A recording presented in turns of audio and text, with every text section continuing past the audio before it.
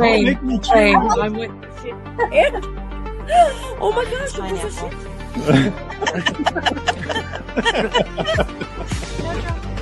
No, buddy. The drawer sometimes.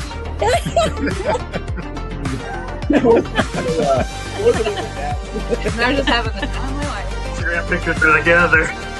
Oh my gosh. It has a Thundercat? Technology. What's up, everybody? Oh no. We never doubted them. Are you sure? Yeah.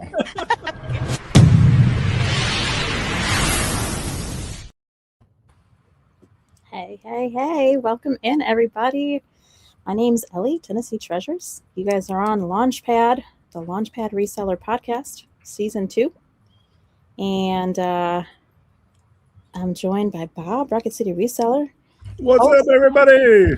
Yeah, host of the train today. Guys, today we have somebody special and extra fun to me, especially. We've got Jen and Kyle, Books and Boards. Welcome in, guys. Thank you so much for being here. Thanks for having us. Yeah. Yeah, you guys are balancing a lot. We've got, you guys are parenting, you guys are running the business. It's a lot going on, right? I guess it's a lot to manage. And I know you guys are kind of scaling right now, so it's really fun to watch. I appreciate y'all being on. And you guys sell in one of our favorite categories. So we're niche down sellers. Yeah. By our backgrounds. So we sell toys, right? Toys, books, board games, all the fun stuff. But there's something a little bit special, right? So I got a little icebreaker. It's maybe a little bit weird. So I'm gonna have you try to guess a sound, okay? We'll see if you can guess this sound. Okay, here I go. You guys know what that is? Bag of coins. Close. Keys. Think for your niche. Oh, game pieces. Monopoly tokens.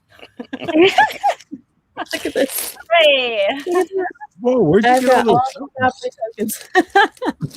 Love it. So I've been collecting these for a while now. Me and my kids love to have a bag, and I'm sure there's a bunch of duplicates in here. We have so many bags just like that here. Really? Yeah. I think I just saw a recent sale, one of the little spinny wheel things. I don't know, is it a bayonet or something? When I was a kid, I wanted to be the car all the time. Me and my sister would go to blows over the car. I'll forget that. I needed money bags. Yeah, when we were kids, they didn't. Nowadays, they have all these crazy tokens that they can use. We just had the basic ones back. Yeah, Back in the 80s. the OG ones. Those were the best ones. Those are Okay, the best so ones. question: true or false? One of these game pieces can be worth more than the whole board game itself. True or false? True. Yes, true. Can you tell us about it? Have you ever sold one that's more than Bob? Have you ever sold one? Yeah. From? Go ahead. We had two very vintage rocking horses. We couldn't tell how old they were. They were probably from the 40s or 50s. And we listed them both for $50 a piece, and somebody came in and bought both at $40 a piece, so $80. Awesome. That was a cool sale. Yeah, $80 for 2 tokens, so that was pretty cool. And we don't even know where they came from. They were just Well, it was from a bag of Monopoly tokens like you just had there. but just random people belonged to that game. So that was Wow, that's awesome. So my mom is I'm at a loss. Yeah, $40 for a token. That's awesome. I wouldn't have started picking these up, I think, had it not been for my mom. Her name is Tiny Toys, so she loves little bits and pieces like this. So I started competing with her to grab them. I love it. Talk about profit density. Like that's about as incredible as it can get. I bet you guys know a lot about that. Small things for lots of dollars. Oh yeah. Profit density is a huge way of kind of moving the needle and reselling. You guys have mastered that game, I would say. Yeah, we've actually just recently started getting into like cards and other smaller things, and it's the same concept. If you sell Pokemon cards, you know, it's a lot of profit in a small space, and we really get that with the game pieces as well. Of that, there's one thing about toys that I come to notice is that they're very overlooked. I think because the toy niche has so many sub niches that you can learn about. It's insane the knowledge, just in the toys. So people they know that to get, Thundercats or all the vintage stuff, they know that, but they might not pick up a little Monopoly game. People leave these behind all the time. Whenever we try to go out and tell people that we sell board games, are you interested in selling your board games? We try reaching out to like estate sale people, and they immediately think of like vintage games. And I have to try to tell them that it's not necessarily vintage games that we're looking for. We want the Monopoly SpongeBob from 10 years ago because we know that those tokens will sell. Yeah, absolutely. Or even Monopoly Stranger Things. We just sold more of those tokens yesterday. And that's a newer game. Yeah, people just don't think about that. The tokens are awesome. Risk games. Yeah, all the risk games, risk crazy pieces. For game pieces. So I love picking up all that kind of stuff. I can't imagine how many more I have in some of my bins. I have bins full of toys that I need to get into bins, like your back wall there listed. So that's awesome. I've been following along your guys' journey. I had one more trivia question. I guess it says, what is more likely to be worth money? A common generic teddy bear or name brand, something like a Jellycat? I would say name brand. I'm not too familiar with teddy bears at this point. We have sold a few recently. We've been trying to expand a little bit into more, not just board games. But as far as I'm concerned, anything on eBay, if it has a brand name, that's what people search. It's whatever people search for. That's what you want to list. Absolutely. What do you say, Bob, the expert in all things plush? It can vary. I've sold modern day plush for upwards of $65. A lot of times what it is the side characters that you can't find that are not as common. But then again, I've sold a vintage teddy bear before for over $100. So it just kind of depends. Someone's childhood favorite, it's hard to put a price tag on, especially if it's a one of one and it's older. So I've sold some things from the 60s and 70s that you would think that would be worth more, that wasn't. And then something that was more modern that sold for more, like a Fisher Price Puff Lump or something like that, would be like $60, $70. So I think with any niche, it's important to kind of not just look at one thing, maybe just look at a few different brands, possibly kind of like clothing in that way, I think. So you would like, if you were into Levi's, not all Levi's sell. Now certain like different models of Levi, or whatever they're called, designs of Levi, probably would sell well. So I would assume that every niche is like that. And let's talk about the board niche. I want to hear your story first, though. Yeah. So what we usually do after the icebreaker is we get into the story of how you came to reselling. Okay. And we'll let you give an opportunity to tell us about your business, give us your elevator pitch, and then we'll talk about your story, where people can find you, how you came to reselling after. Okay, do you want to do it? No, you go. Okay, elevator pitch. Well, we are Books and Boards. We've been Books and Boards for about 6 years now, but I've been reselling longer than that. But that Books and Boards has been about 6 years old. It started off on Amazon, where we sold almost all of our used board games. They recently made some changes so that we couldn't sell used board games on Amazon anymore. So we shifted everything over to eBay. We were doing a few things on eBay already because some brands you can't sell on Amazon. So we were familiar with it, but we were doing the bulk of it on Amazon. So this past year, we had to shift it all to eBay. So everything's on eBay. Let me back up for just a second. About 2 or 3 years ago, we decided that we had a basement full of board games that were just sitting there. They were missing pieces. A lot of incomplete games, and they were just stacking up. And at that point, obviously, we weren't doing game pieces. But we decided that because we were starting to buy some game pieces for our Amazon games, we were like, well, why don't we just sell these game pieces? We're sitting on all this inventory. It'll be a lot of work to try to get it set up and functioning, but we decided that we were going to add game pieces. So fast forward a couple of years, we are now selling almost primarily board games and board game pieces. As you can see behind me, we've got walls of game pieces. We are trying to be the number one game piece and game board seller on eBay. I think right now we are number 2 in the game piece category. I don't know who the number one is, but we will get there. And the board game, I think we are number one on the board games. I don't know if I haven't checked recently, but last time I checked, we were number one. Nice. I love that.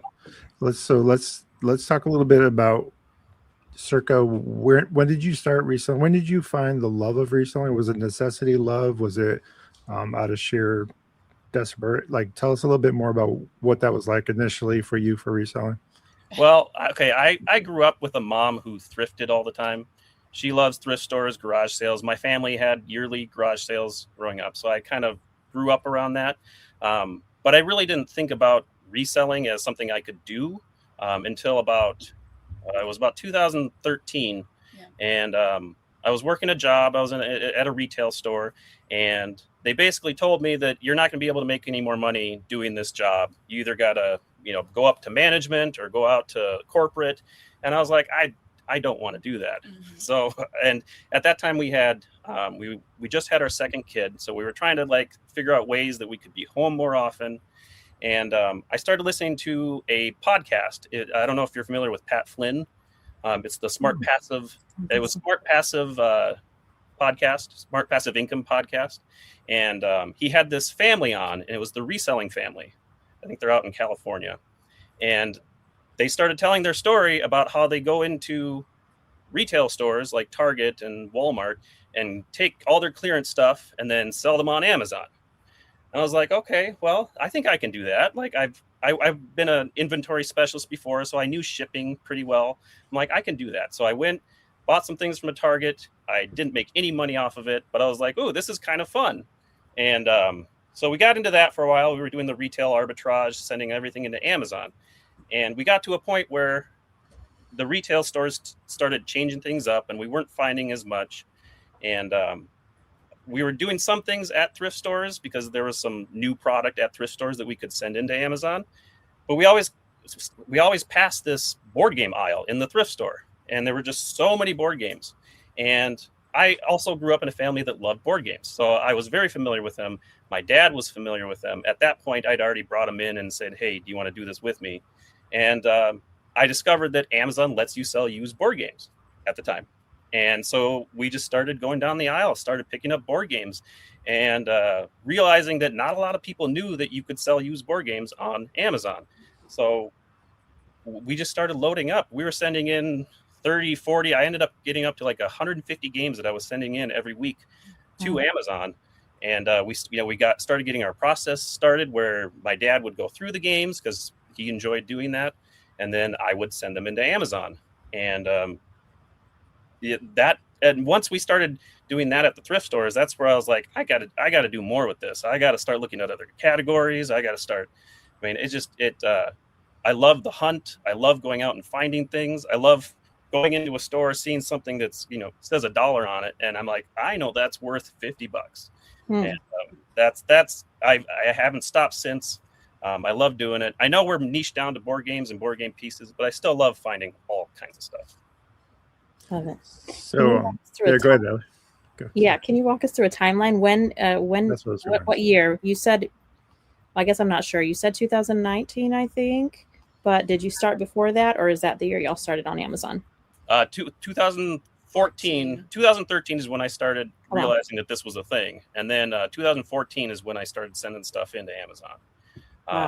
But it wasn't actually until 2019 that we started Books and Boards, because that's when we discovered that board games were actually a really, really popular thing to sell, and people were paying good money for them. Yeah. As long as we do some of the work, going through them, making sure all the pieces are there.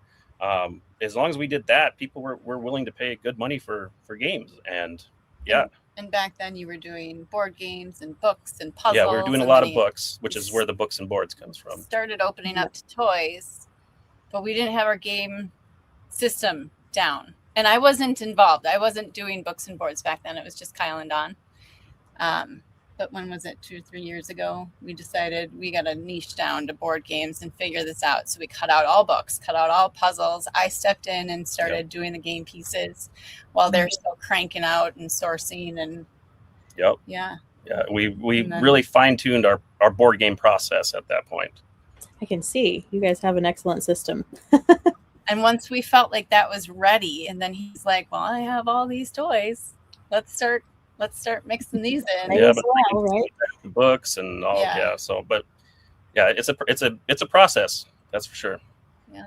Love So it. Jen, when Kyle first came to you and said, "Hey, listen, I want to do this eBay thing," what were your initial thoughts on that? As someone that wasn't reselling at the time, So like- initially it was the Amazon thing, and he came to me, and we used to sit up. I used to work in a restaurant, and I'd get home at midnight, and we'd sit there and brainstorm. What are we gonna do? We gotta do something else. What are we gonna do? And he brought this whole retail arbitrage selling on Amazon thing to me, and I understood it, but also I was skeptical because I think the first time you went out, my memory tells me you came home with paper towels and Post-its. And I was like, how are you going to make money with paper towels and Post-its?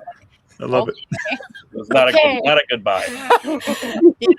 Like I think the first time you went out, you took like either $100 or $200, and back then it was like, oh, that's, Yeah, it's like- that's hurting. You're going to, yeah.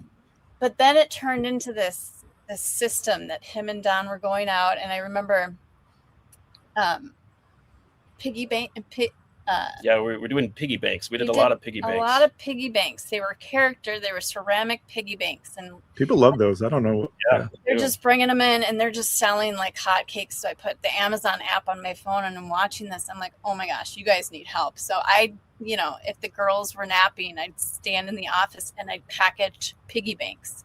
I'd box up each one because we were sending those into Amazon so they didn't break. And so I'd come home from work and I'd be working on the business. His mom would come over and she work was on the helping. business. I mean, it was like round the clock. I was either at the restaurant or taking care of kids or packaging up piggy banks, and that business grew really fast. Yeah, that did pretty well. It did really well, and then COVID happened. And so we kind of took a left turn. Yes. So walk us through what that was like for y'all, because COVID was an interesting time. There was, obviously lockdown, can't go anywhere. People just could not get their hands on, I would assume, quick enough what you guys sell, right? Yeah. Well, Yeah. So at that time we had just started doing the board games and doing books. That's when we started books and boards right before the It was pandemic. fall of 2019, we branded books and boards. And it was So it actually was right there, right at that. it was perfect timing because right when COVID hit, we had just stocked our eBay store with books and board games, and so when that hit, Amazon, some pretty good months. you couldn't send anything into Amazon that wasn't essential. Yeah, Amazon. And we didn't Oh, wow. sell essential items, so we kind of went dead in the water with Amazon. Yeah. But then the eBay, the books and the board games started selling, and he's like, "I think we got to play into this." Yeah. So, No. yeah. Smart decision. That was definitely sounds like a pivot, right? Pivot point. Oh, yeah. for you Yeah. guys? Yeah. Yes. So can you tell us a little bit about, first of all, are y'all still working or do you do this full time? Full time. Full time. Full time. Okay. So can you tell us a little bit about numbers? Yeah. What do you want to know? Nothing Okay, specific. I mean, I would say, Yeah. I would say probably usually when we get into the subject, because it's one of those things that some people are okay with it. Like I could tell you, over the past 2 years, we made $250,000 selling plush. That's just flat, right? Mm-hmm. So you could say 6 figures, you could say 7 figures, you can say no figures. None of Well, your business, Bob. Put it like this: we've made enough to replace our jobs. We're not, and That's honestly, right now things are getting a little weird out there. I'm not gonna lie. Well, yeah, the economy is one of those things right now. Yeah, so we are feeling that a little bit right now, especially with, we have 4 kids, so they want to continue living the life they want to live, and we have to be the ones to say, well, we need to cut back on this, and we need to cut back on that. But honestly, I mean, as we mentioned earlier, is the scaling. We're scaling our business at a rate that we haven't done in a long time. So we're putting a lot of work in right now, and usually there's like a month or 2 lag when you put in a bunch of work and then you don't really see it for a couple months. We're finally starting to see that. Like everybody talks about sales, dropping right now, but ours are going up. Our 90-day total is going up. Our daily sales are going up. Our profit margin is actually going up because we're able to get some more out of these, things that we're selling. So. Yeah, average sale price is one of those things you learn over time. I think you start to pick up better items over time, just from experience, I would assume. So that's a lot of what our business grew, and we grew through this. I want to make sure I'm clear. Like, this took 4 years for us to get our business to this point, so it just didn't happen overnight. So anybody that's watching this that's thinking about reselling, just don't be like, "Hey, I want to quit my job. Bob made X amount of money. He's gonna, whatever." So, and I think you guys probably can attest to that too. It's just, it takes time, it takes systems and processes, and when you're through an expansion period, and we've grown this probably. We've tripled over the last 4 years. Wow. I just ran the numbers. Q2 for last year is triple what Q2 of this year is triple what we did last year. Wow. So we're experiencing the same thing, growth exponentially. So when I hear the summer slowdown, I always think of, like, that doesn't sound exactly right to me. I don't think that is a thing. I think it just, you have to pivot and think about things differently. Yeah. For as much as you want to get, you want it to be steady, you also have to be constantly, even if it's just minute changes that you're constantly doing, you have to, that's especially with the AI stuff that's going on right now. I mean, stuff is happening, stuff is changing. And if you're not making those little changes to your business constantly, you're going to get left behind. Systems and processes is something that you mentioned. Once you walk us through the day in the life of Kyle and Jen, so people can have a better idea of what maybe systems and processes are going on behind the scenes. Maybe that'll help give us a little bit of scope. We just recently changed again because it's like you get to this point where you can't produce anymore at the speed of what you're doing, or the schedule. So then you have to change that schedule and pivot, right? So we just made another pivot this last weekend, which is interesting. So go ahead. Oh, well, I mean, yeah. So we talk about board games and board game pieces a lot, and that's where we kind of built the foundation of our system off of. We finally just got it to the point where we can, if we get a stack of board games in, it's like, okay, this goes here, this goes there, this needs to happen to this. And then the next step, okay, these ones just came back. Now I need to do this. Now I need to do that. And okay, now it's listed. Like, it's almost like brainless. Like, we don't even have to think about what we're doing with the board games. They come in, they go through our machine, as we call it, and they either get listed complete or they get parted out, and it's just everything kind of flows. We don't have to put much energy into it because that system's already been built. But now we're like I said, we're trying to open that up to other categories and trying to build systems so that we can add on to this board game business. And now we're adding in toys, we're adding in cards, we're adding in books again. Yeah. All of those things. But we wouldn't be able to do that if we didn't have this foundation with our board games, the foundational machine, the foundational system. So the system change that we just did this last weekend is, I'm basically a photographer, period. And I'm going to be taking a slew of pictures of Pokemon cards, and then a slew of pictures of books, and a slew of pictures of game pieces. And I just give them to him, and he puts them in the computer into different files per their SKUs. And then he's just going to list from there. So I'm just going to continue to take pictures and send them to him. And then he's going to continue to list. Yeah. And his schedule used to be computer work, and then pick and sort and figure out what listings he's going to do for the day, and then photograph and then list. And he'd be listing up until midnight, 1 o'clock. Right. And that's not a good schedule. And then wake up, rinse and repeat. So now it's going to be machine over here photographing, and then he's going to do his computer work and then list from the photos, and then more picking and sorting. Does that make sense? Yeah, I think so. We actually employ something pretty similar to that. We've broken things down into systems and processes. We posted a lot on social media about it, specifically Facebook more so than YouTube. But how we separate things in batches. We like to think of it as a batch file. Like, instead of taking it from soup to nuts, we would basically say, okay, we're going to source it. We're going to bring it home, clean it, We're going to photograph it, and we're doing it all in batches. And most of that is done. The bare share of that actually is done by my wife. She does all the things. However, because she's full-time doing this, I'm part-time. So mostly what I do is logistics. I'll pull the orders for her so that she can do the shipping. But mostly what I do is I do the listing and social media stuff.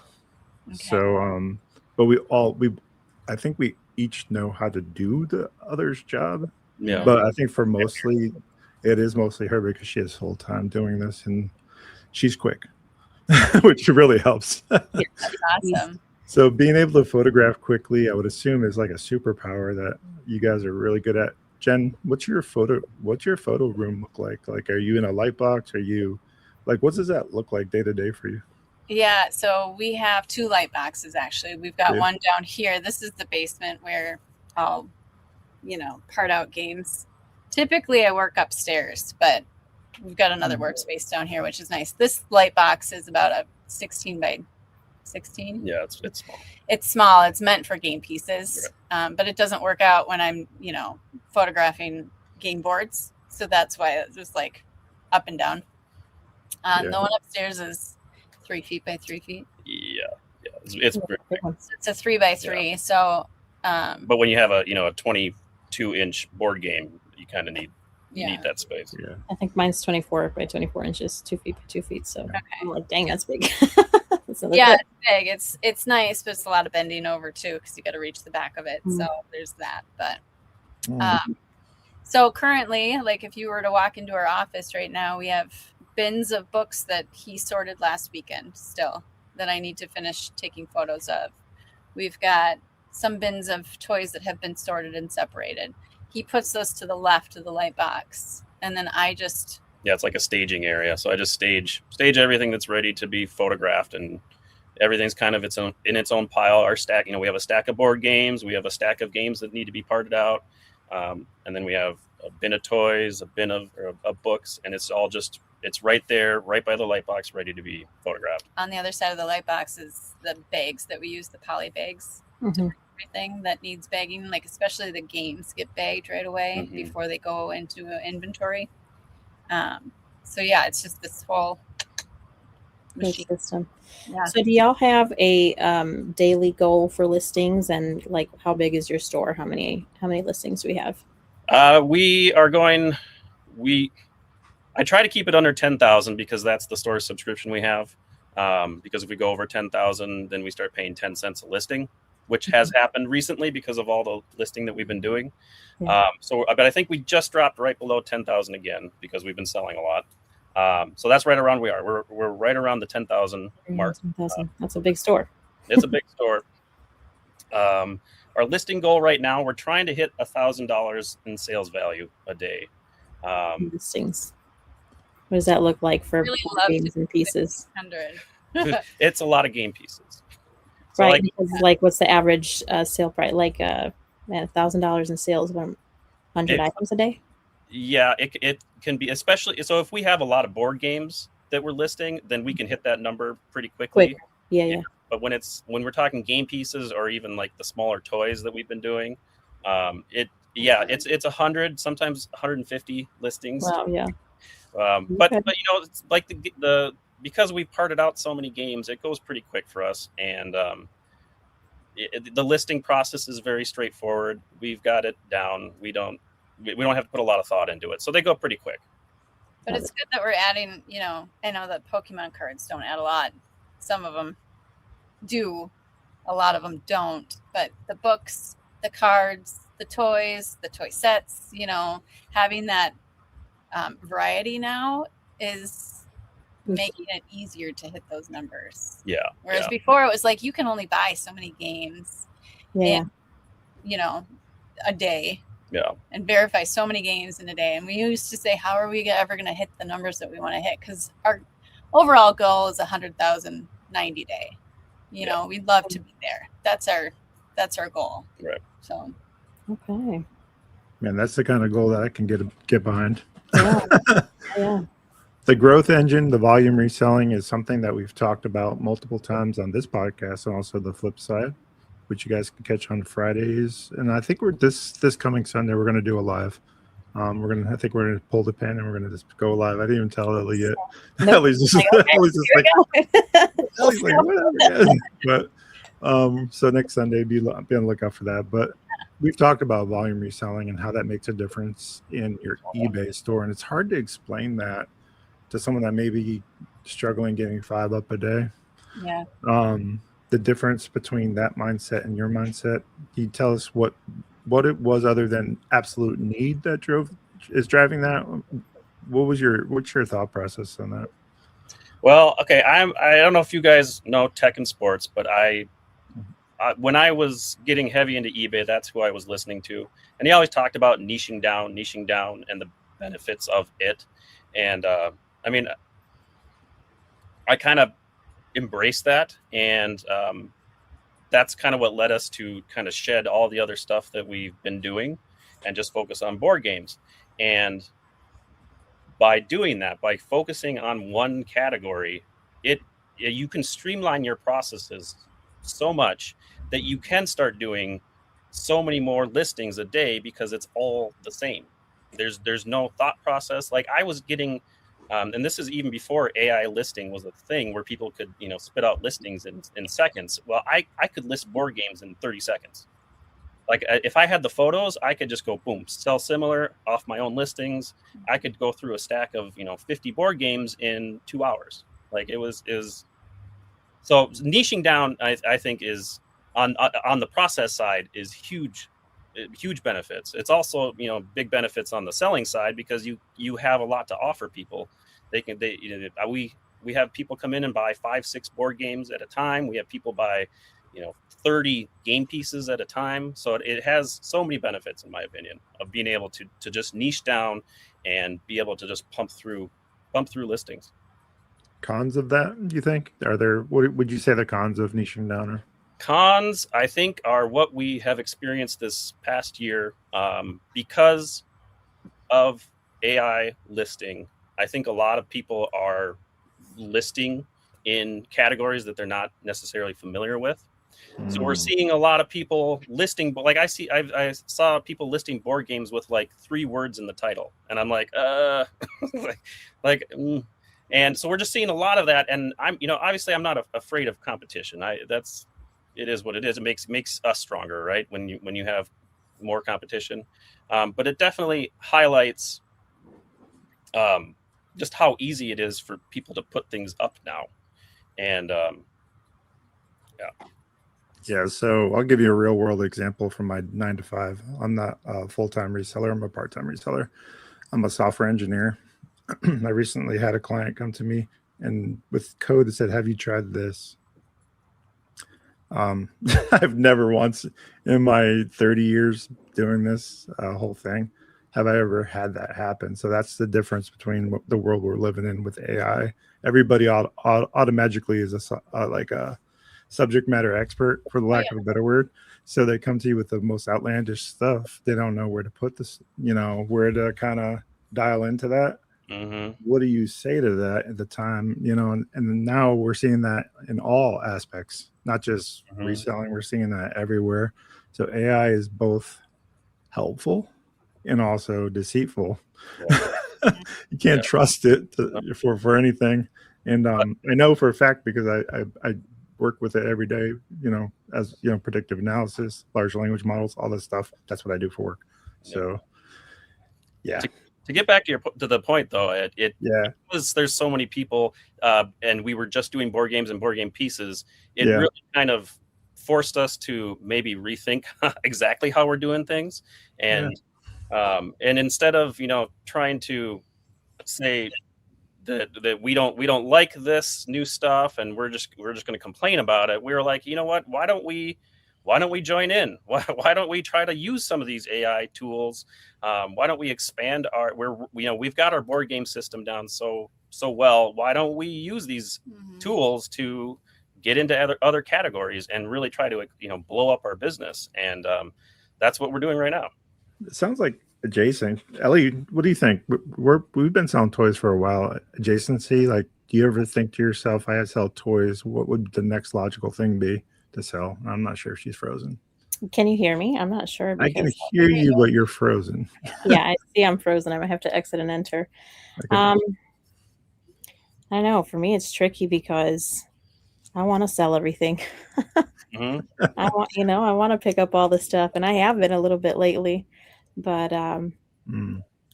I'm struggling with that line. Do I continue or not?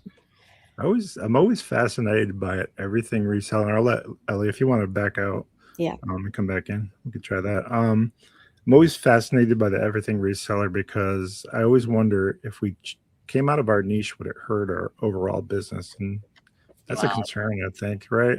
Yeah, I had those concerns when we opened up to toys because when you're a board game reseller and you have people that keep coming back to your store and they're used to seeing board games and game pieces, and all of a sudden you're hitting them with 100 listings of little people and now you got My Little Ponies showing up on your figures. store. I'm like, that's like these people aren't going to shop here anymore.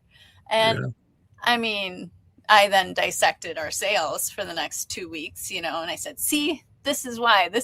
But I think overall, it's helping our business for sure. To your point, I do think that toys, I mean, I think even a lot of it's the toy and game, like games are part of toys. And it's adjacent, right? Yeah. So that definitely helps having a sub niche or a partner, we'll call it. A partner in reselling, which with another category like toys, it makes most of sense. So good for you guys for, thinking adjacent. And maybe that's a trick for some of the resellers that are out there that might be struggling right now. Think adjacent to your niche. If you are niche down, maybe that's the way forward.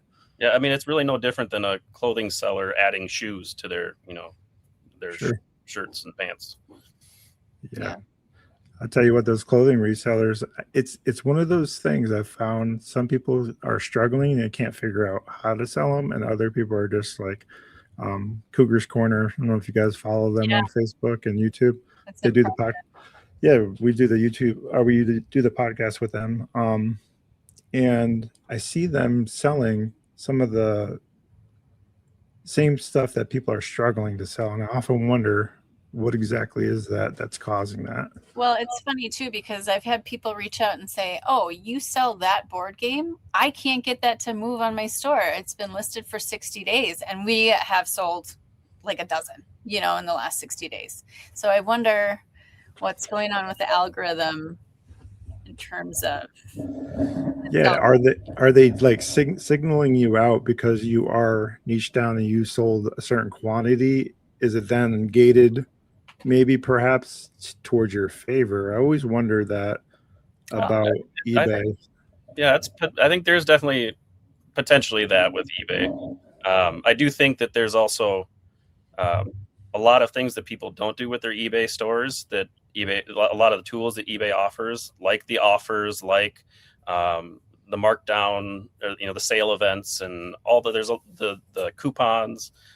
We utilize everything we can with our eBay store, and I think a lot of people don't either are afraid to use those tools, or just don't want to use them. But I do think that helps a lot of the sales that we get that maybe other people don't get in the board game category. Have you guys noticed any difference since they did the Halo promoted listing? Have you guys saw any change in your eBay traffic or storefront that made a significant difference that you could recall? I haven't seen any difference in the traffic, but we're definitely paying more in our promoted listings. That's for sure. I mean, it probably jumped from about 30 to 50% of our sales were coming from promoted listings. Now it's like 75% to 85% of our sales are coming from promoted listings. But I can complain about it, but that's not going to change the reality. So we've learned to adapt. We've learned to modify our prices a little bit. We've learned ways to kind of compensate for that. Yeah, I think for us as well, we were always a dynamic promoted shop for the longest time. We've always promoted because we're very saturated in plush.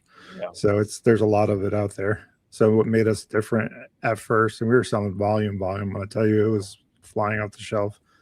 One of the things that I reconsidered after the Halo or whatever you want to call it was perhaps not going dynamic. And I watched it as a data scientist. I watched it and kind of worked the trends. I watched it for about 2 months before I made the ultimate decision. We actually pulled back to 5%. Okay. What I noticed is we're not selling the volume, but the actual profit is the same. So that's what I noticed about our store. Now, whether or not that's the same experience for most, I'm not sure. We actually did drop. We were at. I was doing 10% fixed rate on the board games. I was doing 5% on the game pieces just because they're less profit per item. So it didn't make sense to put them up more than that. But I did drop. I dropped the board games down to 8%.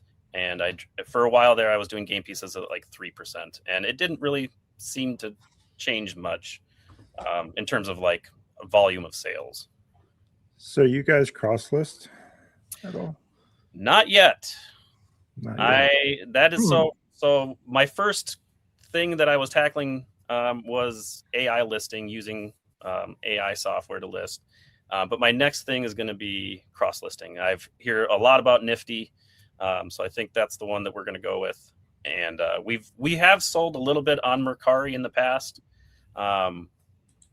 But we're going to cross list. I think I think you have to now. Well, it's kind of funny that you brought up Nifty because that's the sponsor of today's video. Ironically, hey, if you're into cross listing, inventory control, or just using generative AI to move your business, it's tripled. Like I mentioned, our business over the past year and a half. So I would solely highly recommend trying cross listing. You don't have to try Nifty per se, and you don't have to use Code Rocket City to save 15%. But if you did, I'd be grateful, and podcast would be grateful. And I just wanted to kind of just say that, the first 2 weeks of January paid for the entire year of Nifty. They say it's costly, right? But I will say that, it's $90 a month, but within the first 2 weeks, it paid for the entire year. That's how many sales we ended up with. That's crazy. So how many platforms do you sell on, Bob? We sell on eBay, Poshmark, Mercari, Etsy, and now Whatnot. So 5. We were always a live seller on Whatnot. Okay. So me and my wife have sold over probably 14,000 between both accounts on Whatnot.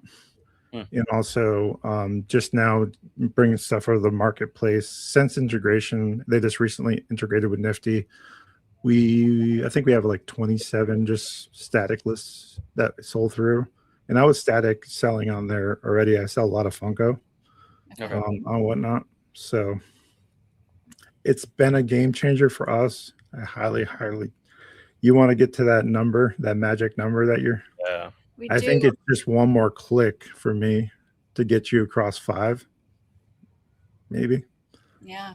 And I'm a software engineer. Remember, I don't take things lightly. I take everything in consideration. Is anything 100% perfect for what you need? No, definitely not. And I would say that Nifty is probably like that as well. But I will also say that I have yet to come across anything else. And I've used Vendu for years.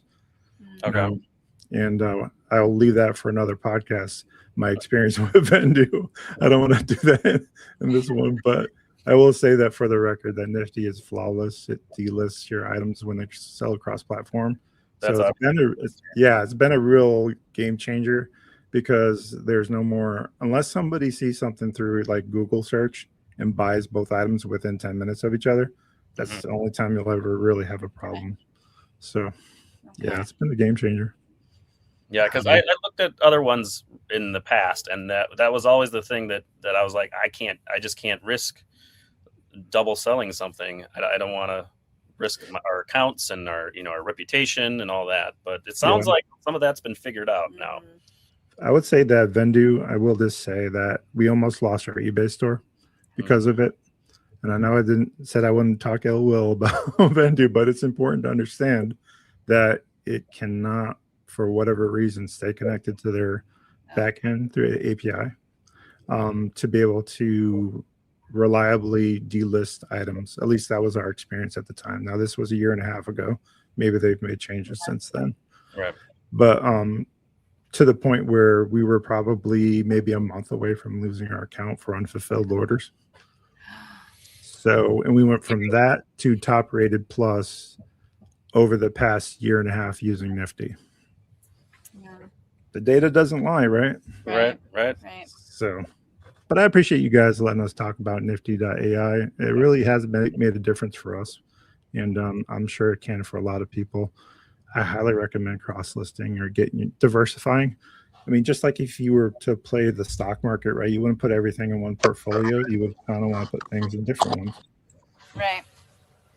So, I know we've had books and boards for 6 years, but we kind of feel like babies because it was Amazon and eBay, and then we lost Amazon. So it's almost like we feel like we started over. Do you know? I will say that I don't know if you guys know Cosmic Deal Heather. She was on the podcast not too long ago. She said that she called it the brand apocalypse. So basically they locked her out of health and beauty for the same reasons. It sounds like maybe they might have locked you guys out of board games. They locked everybody out of board games. Yeah, that's what exactly happened with health and beauty. Yeah, so no more used toys on Amazon, period. Yeah, it's interesting that, you know, how they're pivoting away from that stuff, and there is a huge secondary market for a lot of things. Yeah. And maybe that's just a business decision that they thought that they could make the better deal straight to the manufacturer. Perhaps a lot of that sometimes happens. Mm-hmm. But it sounds like you guys are well on your way through eBay and maybe other platforms. And I will say, for the record, you can sell just about anything on Poshmark. It doesn't have to be clothing. Yeah. It's our third biggest platform. We also sell on Etsy. I know you guys talked about a lot of vintage board games and things of that nature. Yep. Yeah. So, and I hear the profit margins are a little better on Etsy for that stuff too. Vintage traditionally sells really well. So we've had experience with drop shipping from us on Etsy. Yeah, people will have our listings up on Etsy. They'll purchase from us and ship it right to the customer. And there was one game in particular. It was a Candyland. We sell it for $50, and they sold it for $150. And it was like, oh dear, like we need to. That's when we were like, okay, I think we need to cross list because that could be our sale. Yeah, I think a lot of times for us, that's been, we've had that experience overseas. A lot of times we get a lot of drop shipping or a lot of like folks that will buy plush from us, that there's countries that you can't sell through on eBay. And I think what happens is they use those as like an alternate site to ship. So we get a lot of that. I mean, it's a sale, right? So that's, as long as you get the price that you want. Yeah. But that's kind of the same thing, right? So someone decided to retail arbitrage your eBay store through it, which makes you wonder, if I only had an Etsy account. I will tell you, it takes a lot of time to grow it. We really nurtured that thing, and it's coming in spades now because it's chasing our eBay store. They're neck and neck. It's a horse race between the two. Okay. So I will say that for the record. So. And it's really helped our average sale price as well. Do you find that, because you have to pay listing fees every month for all your listings, right, on Etsy? Is that at first? I would say that first year and a half, 2 years, it really hurt. Yeah. That 20 cents insertion fee really kind of bit the ankle. But I will say now, in retrospect, I'd pay twice as much, knowing what I know now. Oh, so it helps. It's worth it that much, it's worth it because you're getting probably 30 to 40% more than what you would have gotten from another platform. And I think maybe why that is their clientele is kind of like the difference between Target and Walmart. Yeah. It's just a different person shopping there. Not that there's anything right or wrong about either. Both have value. What I'm saying is that maybe there's older money over there. Mm-hmm. And eBay buyers, they want their good deal. Right. Yeah. They're looking for that one step above, the yard sale, maybe. Yeah, exactly. Yeah. Or the black market. Whatever. You can't find something. Where are you going to go? Right. eBay. Yeah. So for your guys' business, toys, what do you think is next for you guys? Besides cross-listing. Besides cross-listing. With your code. Remember, code Rocket City will save you 15% off your first month. Why not? You should Why send not? that to me. No, I'll find it on your Facebook. Yeah. So So funny. Central is in the works for us. Yeah. Have you heard about that? Tell us about it. So last fall, after Amazon dropped us, officially it was like October 30th was the day that we could no longer sell. We were like, what are we going to do? We've got thousands of game pieces. Why don't we start a marketplace for game pieces? So we have a team working on it. We're getting some bugs figured out right now. Primary bug right now is we don't have a shopping cart on the marketplace, so that's going to pose a problem. So we got to work that out. But essentially, we're creating a marketplace for game pieces, and we've got all of our listings from eBay already on Game Piece Central. So it's like That's fantastic. yeah, thousands of listings ready to go where you could, Ellie, you could come on to Game Piece Central once it's live and you could just throw all those tokens up that were in your bag that you're shaking. Yeah. Okay. Is this a personal website or? Yep. Wow. Yeah, so Okay. it's going to be just a game piece marketplace, just like I liken it to, like, are you familiar with Bricklink for Legos or TCG? Monkey, TCG for trading card games. Well, this Game Piece Central is going to be that for game pieces. It's going to be you're going to be able to find all the game pieces you want. We already have thousands and thousands and thousands of game pieces, so we're able to be that the seed seller on that site, and then hopefully if it grows fast enough, we can bring in some other sellers and really become a place that the board game enthusiasts or resellers who want to complete some games to sell, we can be that resource for them. Yeah, that's amazing. So that's in the works. So Game domination. I love it. It's almost like a game, right? So which is even more fascinating. So that's a big project. Yeah, it's a big project. So like I said, we have a team working on it, and they're doing all that stuff that we just don't really know how to do. And that alone has been a learning curve. We're not project managers. We're not to actually work with a team and try to communicate what your plan is and what your vision is, and then go back and forth again and again and again, trying to tweak everything. It's been a definite learning curve, but it's fun. And timing is challenging because we're growing we're so still much on eBay. Yeah, trying to do all this stuff. How do I find time to work on this right now? So here, my question was, would you guys consider live selling? But it sounds like you got your hands very full. Yeah, I couldn't even make a 15-second video thanking Sean's Fines for calling us out. Shout out to Sean's Fines. Here we go. Shout out to Sean's Fines for sure. Yeah. Our hands are full, but I mean, never say never. I mean, I don't know. We certainly have a lot of things. We have quantity. I know that's a big thing for Whatnot is quantity, right? Yeah. We definitely have that. So.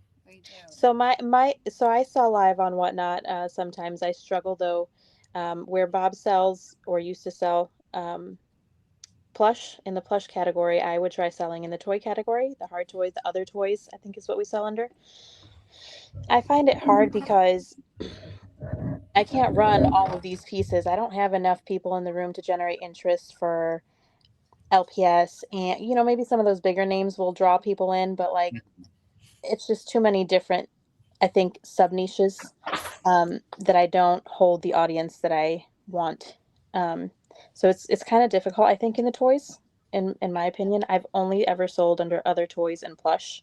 I've never ventured into garage sales or storage units. So I don't know if that'll make a difference, but I've got thousands upon thousands of small toys like this. So I keep on trying it anyway and selling them for a couple bucks a piece, Yeah, I don't know I don't know how game pieces would do. I don't know if it would be the same story or if it would draw enough people in, but with the right social media campaign, I will say that anything is possible. That's her job. That's true, because I'm in some of these board game communities, some of their groups on Facebook. I haven't ventured in a lot lately, but I used to when I was trying to grow Books and Boards right out of the gates last August. And they love their game pieces. So it's possible if I can get in there and not get deleted or commenting turned off, which has happened. It's possible we could generate some interest. And Whatnot is an ever evolving thing. Like a year and a half ago, maybe 2 years ago, I wouldn't say that the LPS community on Whatnot wasn't what it is now. Slowly, all of the LPS people came kind of finding, oh, hey, we're getting good deals on LPS here. So, I mean, I guess that the same thing can happen in any of these other small categories if you bring the attention to it. So, I do have a question about Whatnot. Are you?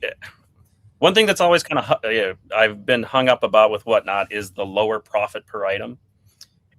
Is that something that is because you're doing so much in one show? Does it end up working itself out and making it worthwhile, or do you sometimes get done with a show and you're like, wow, that really wasn't worth it, and I could have made more money off of these things on eBay? Well, that's where I'm at right now. Is I'm ready to just list it on eBay, and that's because of what I'm kind of explaining in the toys. For me, I watched a couple of other people. Some people seem to be able to generate the bids and things like that with the low starts. I don't know, Bob. What do you think? I've talked to a lot of people about this particular subject, so I have a lot of experience to the podcast with the answer. My answer would vary, but from what I can tell, you make your money in the buy. So that's the trick to Whatnot, right? So if you buy really, really low and sell low, there's still room. It's just the quick nickel, slow dime mentality. That mindset. So it's your mindset, right? Now, it takes a while, and I will say Whatnot's a bit of a loss leader. It's kind of like that Costco chicken. You know, they're not making any money off the chicken. They're making the money off of the other stuff you're grabbing off the shelf. Right. And that's kind of the way Whatnot works, in my opinion. It's all the other stuff that once they buy a few things from you, in for a penny and for a pound, if you have reduced shipping on and they know that they're maxed out and you're going to take care of the rest, I'll pay for the next $9.21 in shipping because they're going to spend another $50. Right. So I don't know. It's a tough thing because everybody, preaches $1 starts, $1 starts. If you sell an item for $1, you're making 30 cents. Sell an item for $2, making like $1.20. So the higher it goes, the better that your percentage is. But I have had luck with just listing the items at the price that I want them for. Even small toys, if I want $10 for a Funko Pop or something, I will list it at that price, run it at that price with pre-bids when I actually list items for pre-bids. So I have had luck like that. It's just not overwhelming. Everybody's not running into here because I've got $1 starts. So Right. I don't know. It's tough. Well, go ahead. No, go ahead. Well, I was just going to say the game pieces, they're low anyway. I mean, there are some higher end game pieces, but for the majority of our game pieces, they start at $2.99 on eBay. So how do you, I don't know. I think you have to do like little sets or little. Yeah, I was going to say. Lots. Yeah, I could do lots of pieces. I would say if you're having trouble with older aged listings, perhaps bundle stuff up in similar categories and maybe go that route. But then again, Whatnot is one of those things like anything. You have to grow and nurture. It's kind of like a garden, right? Yeah. You can't expect beautiful flowers out of it right away. You kind of have to tend it and water it. So now there's a girl on there, and I can't think of her name right now, and she has all of her small bins sorted by category in like shoebox bins. So we've got Teletubbies and Paw Patrol and whatever, all the little people, and then she'll start them at higher prices, and she does well. She'll start little people at $5 a piece. She'll start some PVC figures at $3 to $5 a piece, and people will just be like, "Let me see what you got in this category bin," and that works for her. And so I have thought about something like that because it's hard to display all of these little toys, and it's hard to see them too. So that's a good idea. Okay. I do have a niche within your niche that would probably do well, and you probably sold this before, but anything tabletop gaming. What have your experience been? Because I'm a old school D&D kid. Yeah, okay. That's what we played when we were kids. Mm-hmm. So what are your thoughts on that? Sorry, what was the question again? So like the tabletop niche, like niching down in the tabletop all together? Just tabletop? Just tabletop. Do you think there's enough room there? Yes, maybe. I think okay. It all boils down to sourcing. I think if you can really fine tune your sourcing so that you are, I mean, probably going into these board game groups where these people have, walls of nicer board games, I think that you can definitely just sell that. For us, obviously, we do a lot of family games, right? So I'm not too familiar with that, basically because that's what we can find so many of them, and it's easy for us to get them. So you would definitely, it would be the sourcing. If you could source just, designer games and more, specialized strategy games, I think you can make it work. I know, I mean, we sell a lot of Axis and Allies and those kinds of, war games. So I know there's definitely a good size market for it. I would say that a lot of us like to hold on to our things when it comes to that type of game. So I would imagine it's harder to source. So and people want their money for it. I mean, I get it. They, if you spend $60, $70 for a game, you don't want to give it to some reseller for $5. Yeah, true. Do you guys, now let's talk about sourcing a little bit. I know that you guys hit the thrift store, I would think. Are you guys yard selling, estate sales? How's that work out for you guys? We are primarily thrift stores. My dad does some thrifting on his own. Otherwise I go out with him or I do my own routes, but we would have weekly routes. We'd hit 20, 30, sometimes 40 thrift stores in a week. And I think it's because not a lot of people think about board games when they're thrifting. Again, because you have to put in the work to get the game piece, to check the game pieces and all that. But recently there's been some major changes with the thrift stores around us, and prices are going up, and they've taken away some of the discounts and some of the sales that they were typically having. And so we're having to really rethink how we're going about this. We have done some bulk purchasing, like if we've found some people on Facebook who are trying to sell 100 games, and so we get message them and try to buy out their all the games that they're selling. So we're going to have to do more of that because the thrift stores are going up, because the thrift stores are just not as profitable for us as they used to be. Mm-hmm. So we're having to change. I guess all that to say, we were primarily thrift stores. Now we're having to look at some other options. Okay, so normally what we do at this time of the show, thank you for answering that, by the way, is we're going to go ahead and allow you an opportunity to call out another reseller. And I know Sean's Finds was kind enough to shout you guys out and be able to highlight your business and let us know a little bit more about Books and Boards and how you guys are growing and what's coming next. Now your chance. Who would you like to see on Launchpad Reseller Podcast? You had a few that you were. Okay, so first and foremost, Babos Flips. He has done so many different things with his business. He's bought out storage units. He's now growing like crazy. He's got a similar goal as we do right now. His goal is to put up $500 a day. So I think it's interesting to see, because he's kind of an everything seller, it seems. He'll just get right in there. And when you buy storage units, you don't get to pick what you're going to happen upon. I mean, he had that art gallery storage unit, which I just thought was insane, because now he's got to figure out how he's going to ship all these big, huge paintings, right? No, thank you. But I think he's doing awesome things over there. And then another reseller that I just care for this person, Trippy Hippie Flipper. She's Babo Flips and then Trippy Hippie Flipper. Yeah, Babos Flips and Trippy Hippie Flipper. She has called us out so many times for inspiring her on her board game journey. And now she's making tarot cards, which I think are just fantastic. So she's kind of going another angle with her reselling. She's reselling and she's being, creative and in other ways. So those two people. All right. But there's so many. I mean, this community is insane. Yeah, and I think we've all come up on the same time through the Facebook. If you guys, I'm sure you've noticed as well, there's a lot of us that have come up through social media together It's almost like a family. And you're right. There are so many people that I would love to see on the podcast if there were only so much time scheduling wise. But I think those two are two really good choices. Good.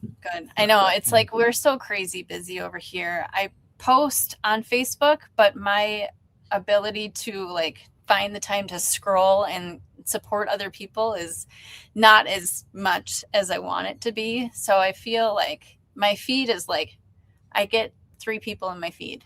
Do you know what I mean? Sure. Because I only pop on, for 5 minutes here, 5 minutes there. So it's crazy, but. Well, you've highlighted 2 really great resellers to be on the podcast. We appreciate you doing that. This is usually the time where we open things up to questions. And there is a question in the chat. So we'll go ahead and go there. And we'll see how Ellie's audio is doing. Ellie, are you there? I'm here. I don't know what's up. Can you hear me? All right. Yeah, we can hear you now. Okay, do you want to read the question that's in chat? It says, what is your favorite game to come across, and what is your holy grail? Holy grail. I lost it. It's okay. I can bring it back up. All right. Favorite game to come across is probably not one that anyone thinks of as something good to come across, but it's a game called Doodle Dice. I was just thinking that. It's a little game. There's 6 dice and a cup, and that's all it is. And cards. And some cards. But it's this game. It's about this big, so it's pretty small. We happen upon it all the time. It looks just like a kid's game, but it's not a kid's game. So typically thrift stores have them for like $2 or $1. They price them really cheap because it looks like a cheap game. But we get $30 to $35 every day for them. Every time we find one, it's easy to go. It takes seconds to go through. We sell it right away. People are looking for this game. We have sold so many copies of this game. It is my favorite to come across because it just, every time I see it, I'm like, oh yeah, there we go, $30. It's like finding a $30 bill on the ground every time. Right. I love that. Doodle Dice? Doodle dice, yeah. Okay. Yeah. And the other half was your holy grail, something that I know what mine is. I'm going to tell you about it here in a second. Man, I don't know. A Franklin Mint Monopoly. Yeah, we recently found pieces for a Franklin Mint Monopoly. A money pack that was sealed. We found community chests and chance cards and a box. That's what we found, though. That's what we found. What we haven't found. We haven't found the full game, and the full game goes for like $400 to $500. So, I mean, I'm trying to think of like vintage 80s games. is the Holy Grail something that we found or not found? Not found. Well, I would say probably something that would be like a grailed item. Even if you found it, that's okay. What would be like a grailed item for? I found a Masters of the Universe board game, and it had all the pieces, and we sold that for like $150, $160. I mean, it's kind of crazy. Some of the games that we've sold for like $200, you wouldn't think of as like high value games. We sold familiar with the TV show Adventure Time, the cartoon? Oh yeah, absolutely. We sell plush all the time from that. Yeah, so I don't think it's going for this much now, but the Munchkin card game came out with an Adventure Time set for the game. It was the full set, and then it had like an expansion set, so it was a two-part thing. I found one of those, and we ended up selling both of them together for like $300. And so that's probably the best sale that we had. Trying to think about it. Didn't we have an Adventure Time Monopoly too? Yeah, that was like 100. I think mine was I'm trying to remember exactly the name of it. The Muppet game that was vintage. It was like a heist. I forget the name of it. I think it was called The Great Escape or something like that. Yeah. Something like that. So, Muppet Caper. My wife just reminded me. Muppet Caper. the Great Muppet Caper. That one we played. We played that thing out so much as kids. I mean, it was all paper. Unfortunately, they just don't last the test of time. No. But if you ever come across one of those, I'm your guy. All right. There you go. Put my order in now. There you go. Pre-order. So yeah, those are just some of the questions that we're having in chat. If anybody else has another question, be happy to get that in front of books and boards. Now's your chance to ask all the burning questions. Ellie, do you have any other burning questions? What was your favorite board game as a kid, Ellie? I don't know that I had a favorite. No? It was always just Monopoly and Uno. Dominoes. I'm gonna be that guy that says. I know. Well, my dad played. That's all they played growing up is dominoes. So yeah, we love that strategy game. Yeah, I'm gonna be the guy that says I don't like Monopoly, and here's why: it brings out the worst in people. Have you noticed that? Yeah. It can. I should say. Maybe not everybody plays as savagely as I've seen.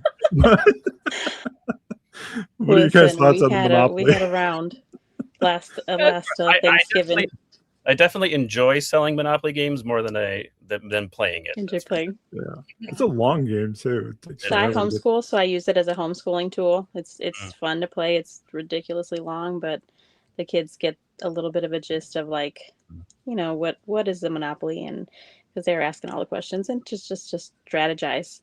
Mm-hmm. So we played a couple times, and people are like, how do these kids know how to play? Like they're adults playing, they won't make the deals. They won't do the trades.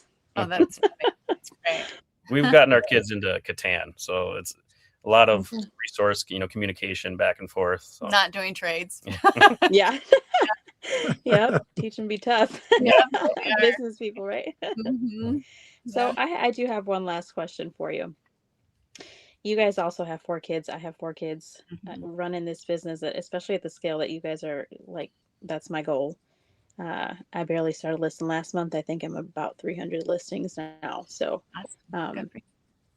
what's the work-life balance? What does that look like, working together side by side, managing marriage, kids, business? What's that look like for you? Well, I'll start by saying the reason why we wanted to do this is so that we could be extremely flexible with our time, so that we could do the things with our kids that we wanted to do. We didn't have to answer to someone else and say no, hey, can I get this time off? Like that's why we did this, is because we wanted that freedom. It definitely still has its challenges, because you have to still make sure that you're putting in the time to get the things done that you need to get done. And so there's definitely this pull between, okay, I'm doing this business so that I can spend time with my family, but I also have to sometimes say no to spending time with family because I have to do the business. So it kind of gets into this little cycle. So you really have, it's constantly changing. Our schedules are constantly changing. We're constantly trying to find ways to streamline processes so that it takes less time, so we can have more time. Mm-hmm. But it's definitely the biggest benefit is that if the kids need something, we can drop what we're doing and we can do it. We can help them, or we can bring them over to this place, or pick them up there, or take them to the doctor without having to really worry about anybody saying, no, you can't do that. Mm-hmm. Yeah. I love that. Plus, I think the biggest thing for me has been one moment at a time. I don't think about tomorrow because I can't think about tomorrow. I can only think about like right now. What are we doing right now? Okay. And there's so many things. Yeah. Yeah. And Ellie, I don't know how old your kids are. How old are your kids? I've got a 3, 9, 10, and 15 almost. Okay. Same that's as like, us. that's us. And it's like, there's constantly things coming up. Yeah, there's always something happening now. So I can definitely resonate with I can't really think about tomorrow. Right. Because everything's happening right now. You think you have a schedule for the day, and then 3 other things pop up, and you're like, okay, yep, we can do that. Yep, we can do that. So yeah, it's one moment at a time. And don't stress about the future because it'll kill you. Yeah. Sounds like you have a workforce in place, though. I'm just gonna get those kids, farm them out, get them listening. Trying to get our 14-year-old to work on the business it's a lost cause. We went through that with ours and had no interest whatsoever. Yeah, even something that he was super interested in. So. Yeah, she's trying, but she's the slowest. I'm like, kid, you want to make money. Yeah, Evie helped me ship a couple summers ago, which was good. But I mean, I was waking up at 4:30 in the morning to ship back then, so that didn't last very long. Zoe started helping us clean games, but then she started falling behind in her schoolwork, so we had to take that away from her. That's not, that doesn't work. Yeah, we'll see though. Maybe someday. Yeah. Hopefully we planted a seed at least, right? Yeah, the whole entrepreneurial seed, I think, has been planted. Yeah, I think that was another big thing, is that we just wanted to show them that if you want to go out and do something, you can do it. You can put it together. You can do all the things that you need to do to push forward with whatever you want to do. Yeah, absolutely. Mm-hmm. Well, that's a great lesson to teach your children. I'm a firm believer in that. Probably more so than just about anything that we're showing them in a public environment in school. I think those are the things that are not being taught in public education right now. Yep. So how to run a business, balance a checkbook, do all the things that it takes, communication, do your taxes, do all the things that required. Yep. It's interesting how all that stuff never gets talked about in the education system. So that's crazy. The fact that you guys are doing all that stuff and they're seeing you guys succeed in your own business is a testament to your character and to your parenting style. So we'll go ahead and end it there. I want to thank you so much for being a part of the Launchpad Reseller Podcast, Season 2, Episode 4. You guys are absolute legends. We want to thank you so much for doing that. We're going to give you one last chance to talk to your community. All right. So I'm going to make you big. I'm going to give you a chance to speak to your community, and feel free to say from the heart what that means to you. Oh, this is on me now. Yeah, this is your world. I hope I don't cry because I'm a crier, but this has just been the most amazing experience, sharing our business and our family and our life with everyone, and Don included. He loves this community. We love this community. So thank you for being here and supporting us. And we in turn support you. And yep, there I go. I'm crying. So anybody that's out there that's reselling, it is a grind and it is hard, but just keep showing up every day. That's all it takes. Yeah. All right. There we go. All right. Okay. You did it. You did it. I'm so proud of you. Thank you. And I know that your community is also proud of you. I want to thank you again for being part of Launchpad Reseller Podcast. I want to remind you guys of one thing. If you cannot be good at it. We're going to catch you on the next Launchpad Reseller Podcast. Until next time. Hang on, guys. I got one more last question for you offline.